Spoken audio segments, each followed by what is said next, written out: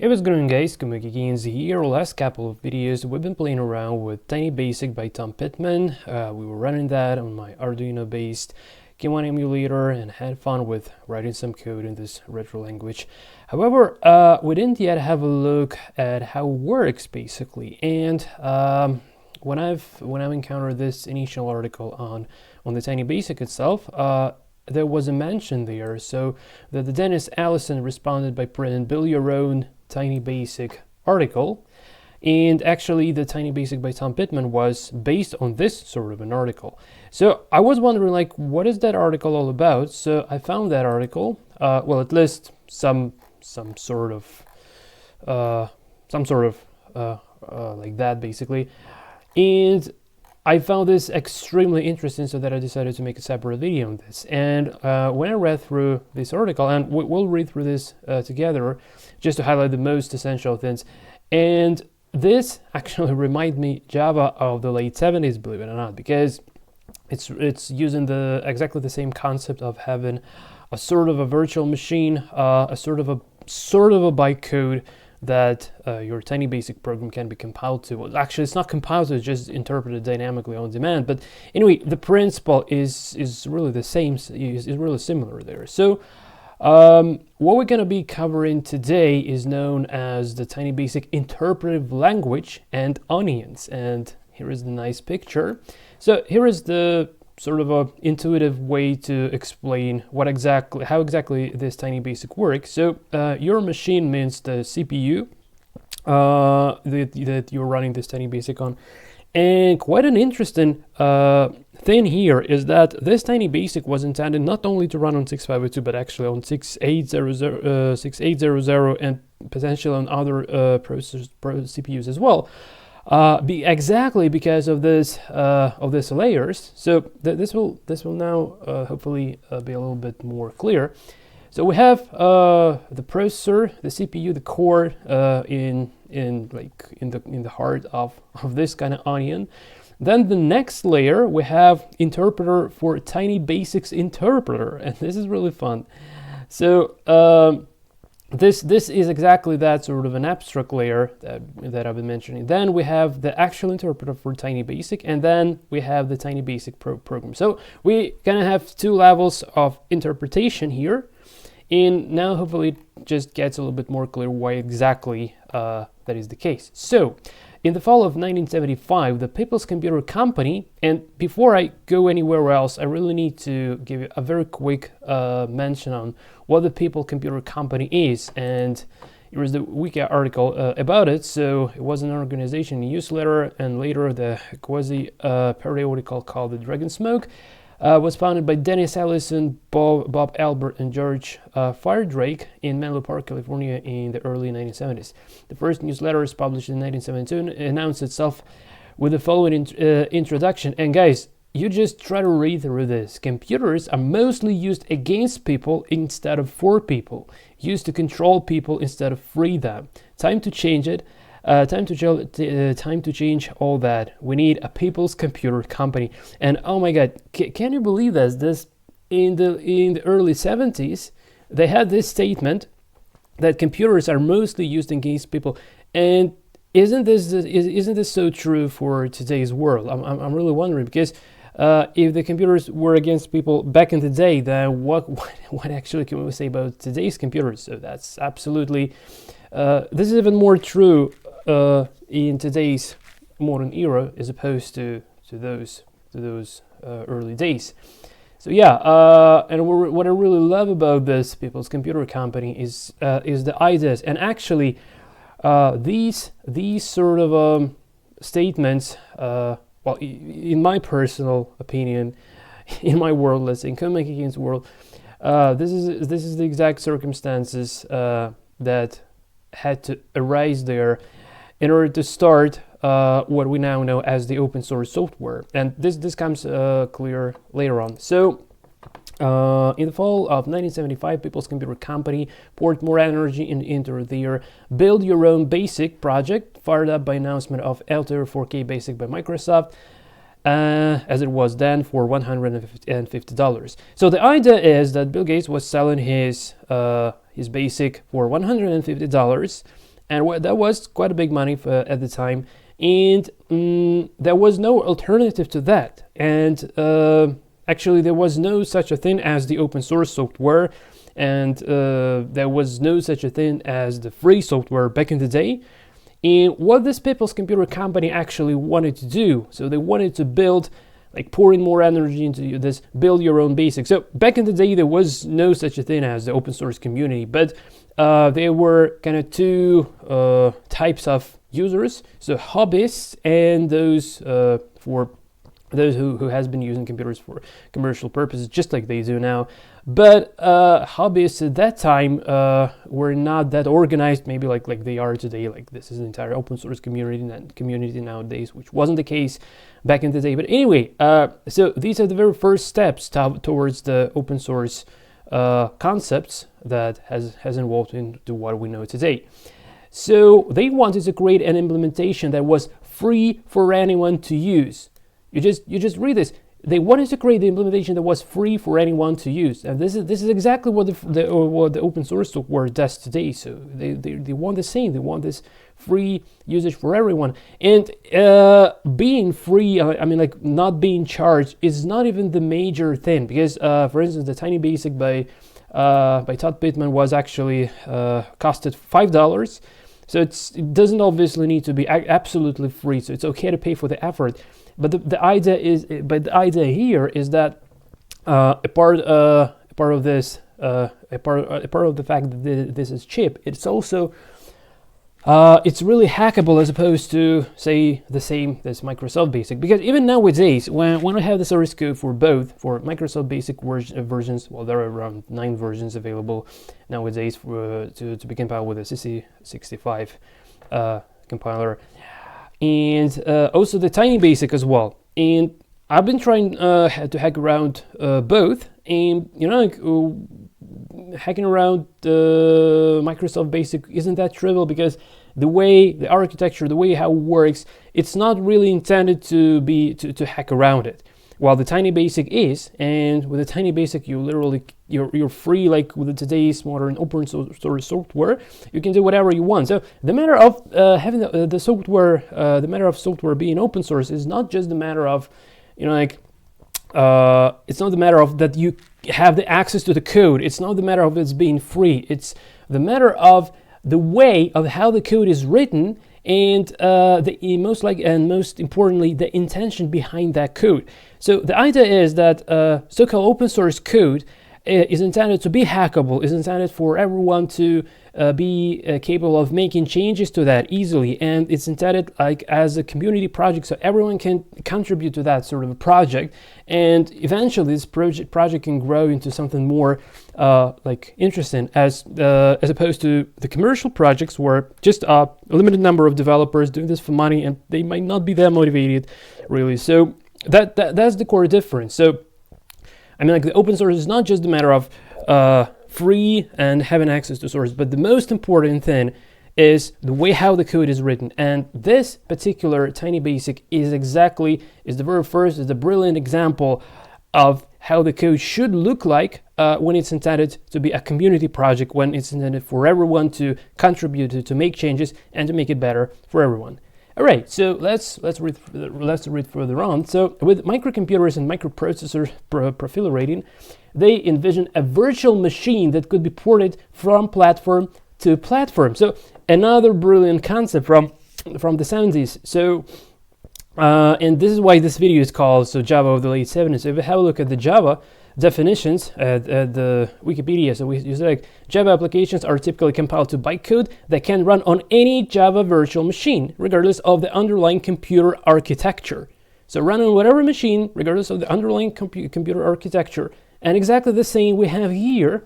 So we have a virtual machine, but could be ported from platform to platform. So literally, this is the same. This is the same concept. I mean, the implementation is obviously different. Like for Java, for instance, they use this bytecode, so it's sort of compiled. That's the reason why Java is almost as fast as C. Well, not really, but anyway, it's much faster than it's as if it was interpreted. So here for Tiny Basic, they didn't get bothered with actually compiling this, but this kind of like dynamic interpreter, so interpreter that interprets another interpreter. But and this has the time cost. It consumes the time, and that's a bit of a downside. But anyway, the idea of having this the virtual machine that could be ported from platform to platform was the most essential benefit, and this was the one big pro against many tiny little cons, because you actually had a single piece of software that you could run on whatever computer. And the reason why this was so important back in the day, because as like my friend Dominic Mabeka said, there was the Wild West of the microcomputers, like this early 70s, like the late 70s, 80s, because there were no standards and there were really lots of different setups. So everyone was making like what it could, and the users didn't have the standard set of standard memory layout, standard hardware specification. There were no standards at all, so there were so many different computers, and the software was specific only to, like, they created a computer, then they created some software for that computer, that's it. They created another computer, another software, and they are not compatible back and forth. So the software that you've created one platform is not compatible for another. And what these guys from the People's Computer Company did, they actually, I'm not sure whether this is the very first attempt to do so or not, but what they did, they actually wanted to make a unique system, like a single system for different platforms using this virtual machine. Back in the 70s, it doesn't matter that the power of the computers of back in the day was really miserable, but still the concept of the virtual machine kind of works. And the idea is very simple. You just make the implementation of this single virtual machine for many platforms, and whatever software this virtual machine supports can be run on those on whatever platform. So that's the brilliancy behind this, and I really wanted to emphasize this a bit better, just to give you an idea why I'm so excited about this. All right, so and we just read through this quote and then a little bit more, and yeah, this is almost it, because I'm sorry for being so excited, but I could never imagine that this was the case, because yeah, I thought I don't know. So that's the reason why I want to share this with you guys. So okay, let's read further on. So when you write a program in Tiny Basic, there is an abstract machine which is necessary to execute it. If you had a compiler, it would make the machine language of your computer program, which emulates the abstract machine by your program. And this is essential as well. So if you had a compiler, it would make a machine language of your computer,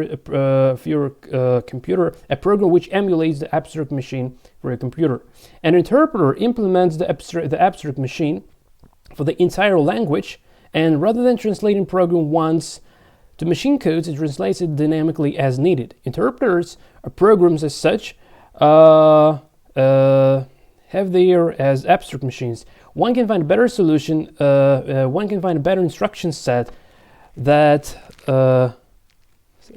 said than that of any general purpose computer for writing a particular interpreter. So this is essential as well. So the idea is the following. If you have, again, like if you have the specific target CPU, let's say 6502, it has a fixed instruction set, and definitely, obviously, you can create one layer interpreter, say for BASIC.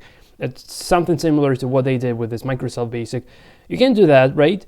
And it has lots of benefits. But the problem with this, that if you do this, if you write this in 6502 machine codes, or even in 6502 assembly and ensemble it, in this case, the only target platform it would be working in would be 6502 and nothing else. No other computer would be capable of running that program, of running that interpreter, right? So this is one downside. And another downside, what they mention here, that the instruction set of the general purpose computer, it's intended to implement literally whatever, but it's not really tuned for the specific needs. It's not domain specific because it's the general purpose. That's quite self-explanatory, right? So what they try to achieve while writing this virtual machine, they are trying to create a sort of a domain-specific instruction set as opposed to the general purpose one. And why do they want to do that? Because in this case, it's much easier to actually work with those basic programs that are about to be interpreted by this, that are about to be interpreted by the basic interpreter, and then running this, and then the virtual machine could have executed those instructions that are specific to this machine. that were derived from that basic program. So let's read further on, so hopefully it gets more clear later. So then one can write an interpreter to interpret the instructions of the interpreter, which I just said, which is interpreting the tiny basic program. So we want to write an interpreter to interpret the instructions of the interpreter, which is interpreting the tiny basic program. You might need to read 10 times through this as I did in order to understand better how it works, but this is really worth it, right? So any of your machines is microprogrammed like PACE, and by the way, here is another article on PACE. So product assurance code evaluation system tool for evaluating microprograms. So to have a better understanding of what the PACE is, I recommend to read through this article. All the links would have been in the description below the video. Right. So and if your machine is microprogrammed like PACE, the machine which is interpreting the interpreter, interpreted basic is in fact interpreted. and they really enjoy this cheeky fun, but fun. So the multi-layered onion-like approach gains two things. The interpreter is smaller and simpler to write than an interpreter for all tiny basic. That's the first and one of the major things to consider, right? And so the resultant system is fairly portable. Secondly, since the main part of the tiny basic is programmed in highly memory efficient tailored instruction set, the interpreted tiny basic will be smaller than the direct coding would allow. And this is another brilliant minimalist concept that I'm so happy about, because only you have just around 2K for the entire source for the tiny basic, as opposed to more than 8Ks for Microsoft Basic. So this minimalism is worth so much, because if you had a limited amount of memory, there was a big problem. You just couldn't run the bigger programs because you just were running out of memory. That's pretty much all about it. And probably the only downside of this approach is the cost and execution speed, but there is no such a thing as a free lunch. But yeah, actually Java has solved this by using that bytecode. So instead of interpreting this interpreted stuff, they just compile that interpreted stuff to the bytecode and then they execute it. And that's much closer to the native speed, as opposed to you just go and doing this on the fly. So then we have then the article actually explains how exactly it works. And just to give you an idea of that domain specific instruction set that was mentioned in this quotation here. So here is an example. So we have a label, and this looks like an assembly. But this is exactly the instruction set for this virtual machine. So we have the test, which is specific instruction for this virtual machine, and we just stated testing what we have. Another label with the go. So if this is go to, or go sub, then it just explains what it does here. Then we go execute it. So if this is go to, then yeah, either go to or go sub. So if not, then it just skips there. So and if it is the case, if it is the go to, then the next thing to consider, you just need to call the expression. So where to go to. So that might be either the direct line number, or where to put your instruction pointer, like the next program line to execute, or maybe you have an expression that calculates the line number to go to, which might be really kind of reasonable way of doing things, assuming the way how people were coding in BASIC back in the day. So yeah, I think it's just enough for introduction, and for those interested, I would just link all of these articles in the description below the video. So it's not something to watch a video about, it's rather better to read through calmly, and just for me personally, it's a matter of doing this many times, and then the understanding comes. And yeah, sorry guys, just one last thing that I really want to emphasize as well. So they were mentioning this generalist Lex and Yak. So Lexer and Yak is yet another compiler. They were published in 1975, and this is what has resulted in the modern approach in writing compilers in general. So first you tokenize the program, then you parse the program to define the grammar, the syntax, and then you're building an abstract syntax tree, and so on, and then just you have an interpreter. And it's very interesting that despite the fact that this was discovered around the same time as this sort of interpretive language, as they call it, but this interpretive language was an easier and more minimalist, a simpler to understand thing. And generally, again, like this open source versus proprietary, hobbyist versus enterprise, or hobbyist versus commercial usage, or this interpretive language versus LaX and the X. So this all about these two kind of camps, like hobbyist and and business, right? And the idea was that depending on what exactly you're trying to achieve and why exactly are you doing all those computation, why do you use the computer basically, depending on that, you had a chance to pick up those particular technologies that were more suiting the purposes that you were looking for, right?